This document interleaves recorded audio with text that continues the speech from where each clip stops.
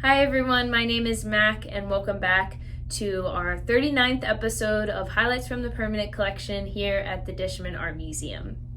It's been raining pretty consistently here in Beaumont, so we decided to take a break from our public art venture and move inside to discuss one of the artists in our permanent collection.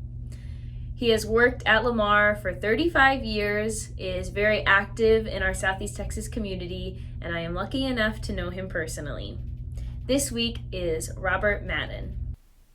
Joseph Robert Madden was born March 28, 1931 in Shreveport, Louisiana. He graduated from Byrd High School in 1949 and went on to Centenary College in his hometown on a music scholarship, graduating in 1953 with a bachelor's in art. By 1956, he had graduated from the University of Arkansas with a Master of Fine Arts degree in art. Robert quickly accepted a teaching position in the art department of Monticello College and Preparatory School in Godfrey, Illinois. It was here he met Bonnie Royer, a creative and independently smart woman who was teaching speech and English at the school. The two married on June 10, 1958 in Kansas City, Missouri, which was Bonnie's hometown. Both Robert and Bonnie continued teaching at Monticello until moving to Beaumont, Texas in the fall of 1959, when Robert accepted a teaching position at Lamar State College of Technology, now known as Lamar University. It was not long before Robert really blossomed into his role at the college. In 1961, he was promoted to assistant professor and to associate professor in 1974, where he remained until his retirement in 1994. During his 35-year tenure at Lamar, he lectured abroad in Rome, illustrated yearbooks, and continued his own art career, all while teaching many successful artists, including Keith Carter and the late art historian Dewey Mosby, who Madden remembers very fondly. It was Madden who helped Dewey into his first art exhibition, after he was rejected from another gallery in town because of the color of his skin. According to Linus Blanton, a former student who now teaches ceramics at Lamar and considers Madden a mentor to him, says that Madden entertained whatever creative idea you had, and in his class was where one really learned to be an artist. Lynn Lokesgaard, colleague and first director of the Dishman Art Museum, once said, "Madden is an artist and a creator of artists. There is a relaxed and seemingly effortless manner about him, and as a teacher, he has an ability to gently coax the artist that hides within." Robert has remained beyond involved in the Southeast Texas community throughout his whole life. He was elected to the board of directors of the Beaumont Art Museum in 1962 and was a member of the American Association of University Professors, serving as president of the local chapter from 1964 to 1965.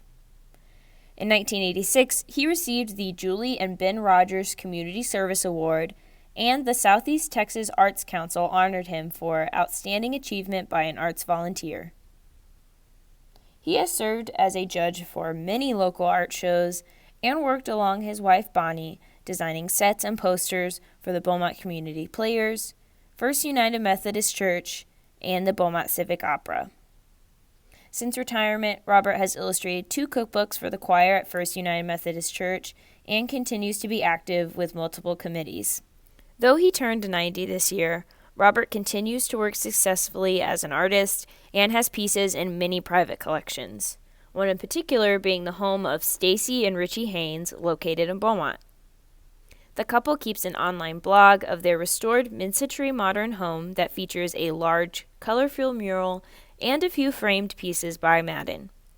You can view their entire home at agoodhouse.com. Other works of his contemporary art have been exhibited widely in Texas, including at the Museum of Fine Arts in Houston, the Laguna Gloria and Ney Museums in Austin, Texas, all over his home state of Louisiana, the Beaumont Art Museum, and the Dishman Art Museum in 1993 for his retrospective. We are lucky to have many of his pieces in our collection, including On the Way, made in 1967, a piece titled I Told You It Was Over There, Still Life, made in June 1964, Untitled, which was hung in the Dishman office for some time, and Colorado Collegiate Range, which remained in the President Ken Evans' home until his recent departure and has now recently been hung in the Dishman office. His works have an amazing sense of color and vibrancy, but over time his style has evolved. One constant that remains is his incredible lines, with much of his inspiration coming from nature, figures, and how the two interact. Myself and others at the Dishman have been able to connect with Robert over this year, and we were lucky enough to have him recently visit to view Linus Blanton's current exhibition. When making this video, I invited Robert to share a few words about his time at Lamar and as an artist, and I will read them to you now.